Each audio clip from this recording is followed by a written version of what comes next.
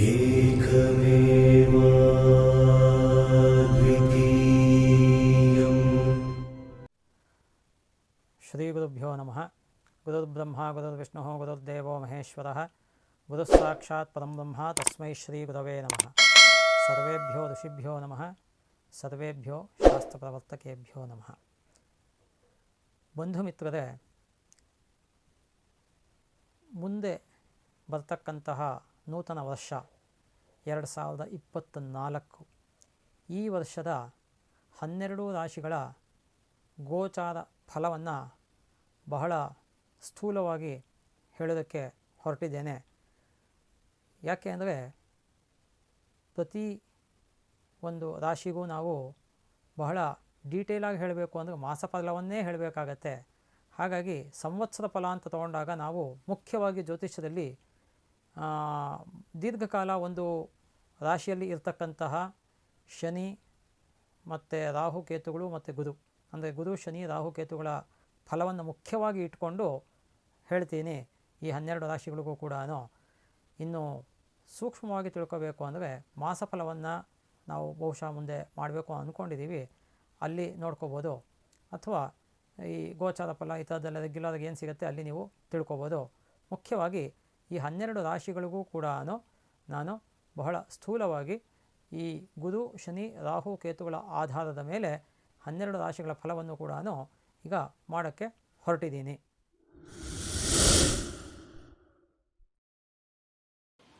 ಈಗ ಮೊದಲಿಗೆ 2024ನೇ ವರ್ಷದ ಮೇಷರಾಶಿಯ ಸ್ಥೂಲವಾದಂತಹ ಭವಿಷ್ಯವನ್ನು ನಾವು ನೋಡೋಕೆ ಹೋಯ್ತು ಅಂದರೆ, ಈ ಮೇಷರಾಶಿಯವರಿಗೆ ಗುರು ಮೇ 1ನೇ ತಾರೀಕು ವೃಷಭ ರಾಶಿಗೆ ಬರ್ತಾನೆ. ಅಲ್ಲಿ ತನಕ ಕೂಡ ಮೇಷರಾಶಿಯವರಿಗೆ ಸ್ವಲ್ಪ ಅನಾರೋಗ್ಯ ಉಂಟಾಗುತ್ತೆ, ಅಧಿಕ ಧನ ವ್ಯಯ ಉಂಟಾಗುತ್ತೆ. ಯಾಕೆಂದರೆ ರಾಹು 12ನೇ ಮನೆಯಲ್ಲಿದ್ದಾನೆ. ಅನ್ವಾಂಟೆಡ್ ಅಂಡ್ ಅನ್ಎಕ್ಸ್ಪೆಕ್ಟೆಡ್ ಎಕ್ಸ್ಪೆಂಡಿಚರ್ಸ್ ಆಗ್ತಕ್ಕಂಥದ್ದು, ಮತ್ತು ನಿದ್ರಾ ಭಂಗ ಅಥವಾ ನಿದ್ರಾ ನಾಶ ಉಂಟಾಗ್ತಕ್ಕಂಥದ್ದು. ಮತ್ತು ರಾಹು 12ನೇ ಮನೆಯಲ್ಲಿ, ಯಾವುದೇ ಪಾಪಗ್ರಹ 12ನೇ ಮನೆಯಲ್ಲಿತ್ತು ಅಂದರೆ ಕೆಲವು ಸತಿ ಬಂಧನ ಯೋಗ ಅಂತ ಕರಿತೀವಿ ಜ್ಯೋತಿಷಾಸ್ತ್ರದಲ್ಲಿ. ಎಲ್ಲಾದರೂ ಪೊಲೀಸ್ನವರಿಗೆ ಫೈನ್ ಕಟ್ಟಕ್ಕೆ ಒಂದು ಎಡೆ ಆಗ್ತಕ್ಕಂಥದ್ದು ಇರುತ್ತೆ, ಅಥವಾ ಯಾವುದಾದ್ರೂ ಕೋರ್ಟು ಕೇಸು ಈ ಥರದ ವಿಚಾರಗಳಲ್ಲಿ ತೊಂದರೆ ಆಗ್ತಕ್ಕಂಥದ್ದು, ಇವೆಲ್ಲವೂ ಕೂಡ ಇರ್ತಕ್ಕಂಥ ಪಾಸಿಬಿಲಿಟಿ ಇರುತ್ತೆ. ಆದರೆ ಶನಿ 11ನೇ ಮನೆಯಲ್ಲಿ ವರ್ಷ ಫುಲ್ಲು ಇರ್ತಾನೆ. ಆದ್ದರಿಂದ ಶನಿಯಿಂದ ಬಹಳ ಉತ್ತಮ ಫಲವನ್ನು ನಿರೀಕ್ಷಿಸಬಹುದು.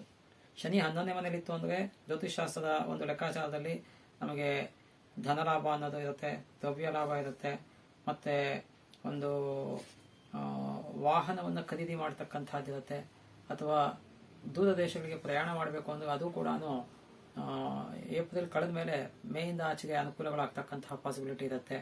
ಇವೆಲ್ಲವೂ ಕೂಡ ಆದರೆ ಸದ್ಯಕ್ಕೆ ಮೇ 1 ಈ ಗುರು ಬದಲಾವಣೆ ಆಗುತ್ತೆ. ಅಲ್ಲಿ ತನಕ ಸ್ವಲ್ಪ ಸಾಧಾರಣವಾಗಿರುತ್ತೆ ಮೇಷರಾಶಿಯವರಿಗೆ.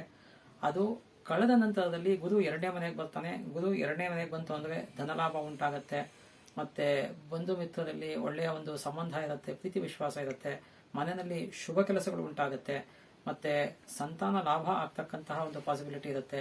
ಮತ್ತೆ ದೂರ ಪ್ರಯಾಣ ಅಥವಾ ತೀರ್ಥಯಾತ್ರೆ ಮಾಡತಕ್ಕಂಥ ಒಂದು ಅಪೇಕ್ಷೆ ಏನಿರುತ್ತೆ ಅವರಿಗೆ ತೀರ್ಥಯಾತ್ರೆ ಆಗಲಿ ದೂರ ಪ್ರಯಾಣ ಆಗಲಿ ಅದು ಸಫಲ ಆಗ್ತಕ್ಕಂತಹ ಒಂದು ಪಾಸಿಬಿಲಿಟಿ ಇರುತ್ತೆ.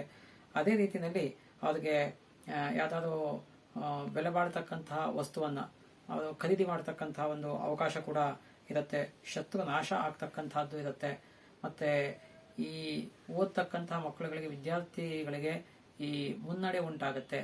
ಇವೆಲ್ಲವೂ ಕೂಡ ಈ ಮೇಷರಾಶಿಯವರಿಗೆ ಈ 2024ನೇ ಇಸವಿನಲ್ಲಿ ಕಾಣತಕ್ಕಂತಹ ಬಹಳ ಸ್ಥೂಲವಾದಂತಹ ಫಲಗಳು. ಯಾಕೆಂದ್ರೆ ಗುರು ಶನಿ ರಾಹುಕೇತುಗಳ ಆಧಾರದ ಮೇಲೆ ಹೇಳ್ತಿರೋದ್ರಿಂದ ಕೇತು 6ನೇ ಮನೆಯಲ್ಲಿ ಇರ್ತಾನೆ. ಈ ಮೇಷರಾಶಿಯವರಿಗೆ ಕೇತು 6ನೇ ಮನೆಯಲ್ಲಿದ್ದಾಗ ಅವನು ಕೂಡ ದ್ರವ್ಯ ಲಾಭವನ್ನು ಉಂಟು ಮಾಡ್ತಾನೆ. ಅದೇ ರೀತಿಯಲ್ಲಿ ಶತ್ರು ನಾಶವನ್ನ ಉಂಟು ಮಾಡ್ತಾನೆ ಅವನು ಕೂಡ. ಅದೇ ರೀತಿಯಲ್ಲಿ ಹೊಸ ಉದ್ಯಮ ಅಥವಾ ಜಾಬ್ ಚೇಂಜ್ ಮಾಡತಕ್ಕಂತಹ ಒಂದು ಆಪರ್ಚುನಿಟಿ ಇರುತ್ತೆ ಅವರಿಗೆ. ಮತ್ತೆ ಧನಲಾಭ ಉಂಟಾಗುತ್ತೆ. ಮತ್ತೆ ಇರತಕ್ಕಂತಹ ಉದ್ಯೋಗದಲ್ಲಿ ಇನ್ಕ್ರಿಮೆಂಟ್ಸ್ ಅಥವಾ ಪ್ರಗತಿ ಉಂಟಾಗ್ತಕ್ಕಂಥದ್ದು ಇರುತ್ತೆ. ಆದರೆ ಅಲ್ಲಿ ಈ ಒಂದು ಕೊಲೀಗ್ಸ್ ಅಂತ ಏನಿರ್ತಾರೆ ಸಹ ಉದ್ಯೋಗಿಗಳು ಅವರಿಂದ ಸಣ್ಣ ಪುಟ್ಟ ಕಿರಿಕಿರಿಗಳು ಉಂಟಾಗ್ತಕ್ಕಂತಹ ಪಾಸಿಬಿಲಿಟೀಸ್ ಕೂಡ ಇರುತ್ತೆ. ಯಾಕೆಂದ್ರೆ ವೇದವಾದ influence of Kuja Ketu comes, ಅಲ್ಲಿ ಸಾಮಾನ್ಯವಾಗಿ ಕಲಹ ಅಥವಾ ಮನಸ್ತಾಪ, ಕಿರಿಕಿರಿ, ಇಲ್ಲ ಒಂಥರ ಸೂಕ್ಷ್ಮವಾಗಿ ಯಾರಿಗೂ ಗೊತ್ತಿಲ್ಲದಂಗೆ ಇನ್ನೊಬ್ಬರ ಒಂದು ತೇಜೋವಧೆ ಮಾಡತಕ್ಕಂಥದ್ದು, ಇವೆಲ್ಲವೂ ಕೂಡ ಮಾಡತಕ್ಕಂತಹ ವರ್ಕರ್ಸ್ ಇರ್ತಾರೆ. ಅದ್ರ ಬಗ್ಗೆ ಸ್ವಲ್ಪ ಎಚ್ಚರಿಕೆ ಇರಬೇಕಾಗತ್ತೆ.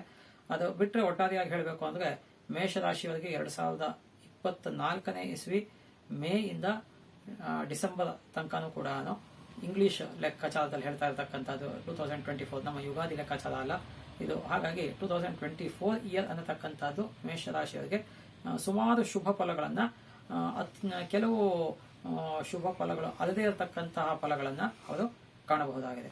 ಹೆಚ್ಚಿನ ವಿವರಗಳು ಬೇಕು ಅಂದ್ರೆ ನೀವು ನಮ್ಮ ಯೂಟ್ಯೂಬ್ ಚಾನೆಲ್ ಅನ್ನ ಸಬ್ಸ್ಕ್ರೈಬ್ ಮಾಡ್ಕೊಳ್ಳಿ, ಬೆಲ್ ಐಕಾನ್ ಅನ್ನ ಕ್ಲಿಕ್ ಮಾಡಿ, ನಿಮಗೆ ಎಲ್ಲ ನೋಟಿಫಿಕೇಶನ್ಸ್ ಕೂಡ ಬರುತ್ತೆ. ಜೊತೆಗೆ ನೀವು ಎಲ್ಲ ರೀತಿಯ ಒಂದು ನಮ್ಮ ಅಥೆಂಟಿಕ್ ಇನ್ಫಾರ್ಮೇಶನ್ಸ್ ನ ಫಾಲೋ ಮಾಡಬಹುದು. ಮತ್ತೆ ಪರಿಹಾರಕ್ಕೆ ನೋಡಬೇಕು ಅಂದ್ರೆ ಮೇಷರಾಶಿಯವರು ಮುಖ್ಯವಾಗಿ ಗುರು ಸರಿಯಾದ ಸ್ಥಾನದಲ್ಲಿ ಇಲ್ಲದೇ ಇರೋ ಕಾರಣದಿಂದ ಮೊದಲು 4 ತಿಂಗಳು ಗುರುವಿಗೆ ಗುರುಶಾಂತಿಯನ್ನು ಮಾಡಿಕೊಳ್ತಕ್ಕಂಥದ್ದು. ಅದೇ ರೀತಿಯಲ್ಲಿ ಶನಿ ಅನುಕೂಲವಾದ ಸ್ಥಿತಿನಲ್ಲೇ ಇದ್ದಾನೆ, ಕೇತುವು ಕೂಡ ಅನುಕೂಲವಾದ ಸ್ಥಿತಿನಲ್ಲಿದ್ದಾನೆ, ರಾಹು 12ನೇ ಮನೆಯಲ್ಲಿದ್ದಾನೆ. ಅದರಿಂದ ಗುರು ಮತ್ತೆ ಶನಿ ಈ 2 ಗ್ರಹಗಳಿಗೆ ವಿಶೇಷವಾಗಿ ಶಾಂತಿಯನ್ನು ಮಾಡಿಕೊಳ್ತಕ್ಕಂಥದ್ದು, ನವಗ್ರಹ ಸಮೇತ ವಿಶೇಷ ಗುರು ಶನಿ ಶಾಂತಿಯನ್ನು ಮಾಡ್ಕೊಳ್ಳೋದು, ಗುರು ಮತ್ತೆ ರಾಹು ಶಾಂತಿಯನ್ನು ಮಾಡ್ಕೊಳ್ಳೋದು. ಗುರುವಿಗೆ ಕಡಲೆ ಕಾಳು ಅಥವಾ ಕಡಲೆ ಬೇಳೆಯನ್ನ, ಮತ್ತೆ ರಾಹುವಿಗೆ ಉದ್ದಿನ ಬೇಳೆಯನ್ನ ದಾನವಾಗಿ ಕೊಡತಕ್ಕಂಥದ್ದು. ಮತ್ತು ನೀವು ಯಥಾಶಕ್ತಿ ಏನು ಬೇಕಾದೋ ನಿಮ್ಮ ಮನಸೋದಿಷ್ಟ ದಾನಗಳನ್ನು ಕೂಡ ಕೊಡಬಹುದು. ಸರ್ವೇ ಸುಜನಾ ಸುಖಿನೋ ಭವಂತು, ಸಮಸ್ತ ಸನ್ಮಂಗಳಾನಿ ಭವಂತು.